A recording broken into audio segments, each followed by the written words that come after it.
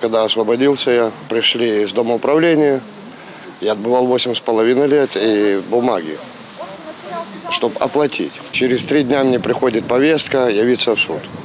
Я явился в суд Ленинского района города Бреста. Вот. Мне сказали, вот вам дается столько-то времени, 2 месяца, 1810 рублей. Ігор Кузьмук некалькі разоў адбываў пакаранне ў месцах пазбаўлення волі, меў праблемы з алкаголем, як вынік адсутнасць пастаяннага месца жыхарства. Зараз ночуе ў знаёмых і працуе па часовых заробках. Для гэтых людзей такі лёс тыпічны.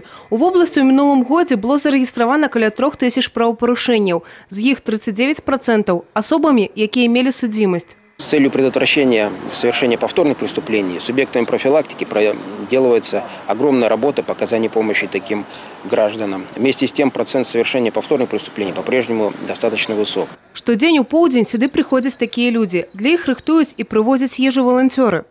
Люди часто могут оказаться в таких ситуациях, потому что сейчас очень сложное время, и не у всех есть внутренний ресурс для того, чтобы те ситуации жизненные, которые происходят, преодолевать достойно. Один з першых волонтераў Ігор Дмітрук адзначае, такая дапамога толькі малая частка вырашэння праблемы, якая на самой справе глобальная.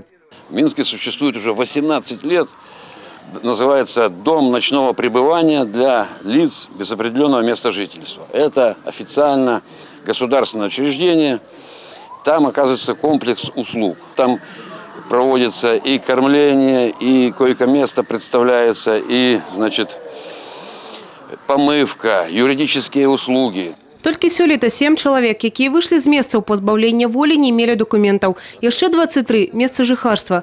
Нягледзячы на неабходнасць, у абласным цэнтры такога дома няма. Такі дом ёсць у Барановичах. Здесь помогли, документы делали, вот, пенсию делали, пенсию, вот, группу добился я. Вторую группу дали.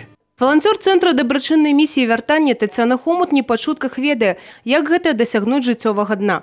Жанчыну пазбавілі бацькоўскіх правоў. Яна сядзела ў турме, мела праблемы з алкаголем і наркотыкамі, але знайшла ў сябе сілы змяніцца. Жанчына не толькі працаўладкавалася, але і была адноўлена ў бацькоўскіх правах. Я восстановила документы, получила здесь жилье, общежитие. Просто живу сегодня, радуюсь, служу в этом центре таким же людям. То есть я после того, как прошла здесь сама вот эти занятия, эту реабилитацию, как бы осталась волонтером. Мы оказываем посильную разностороннюю помощь, и такую как, ну, первое, это жилье.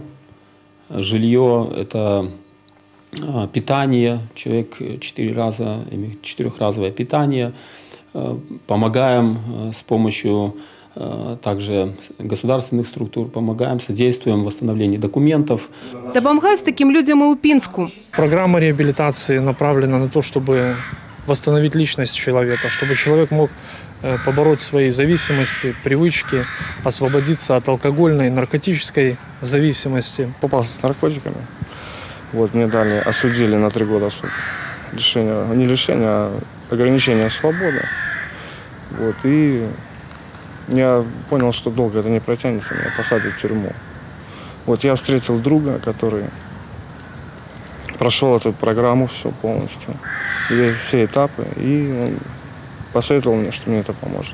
Для дапамогі таким людям арганізуюцца і выязныя прыёмы прадстаўнікоў праваахоўных органаў, медыкаў, спецыялістаў Комитета по працы, занятости и социальной обороне. На 2019 год решениями горрайисполкома забронировано 993 рабочих места.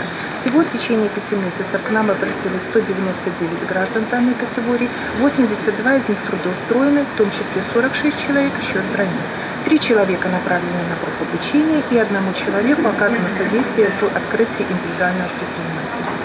Але, як азначаюць спецыялісты, часта самі людзі не жадаюць прымаць дапамогу. І вось тут узнікае амаль рытарычнае пытанне: хто вінаваты і што рабіць, калі сам чалавек не зацікаўлены ў зменах. Евгения Мороз, Тацяна Будгусаін, Тыгран Акапян, Миколай Русский, Александр Дьяченко, телерадиокомпания «Брест».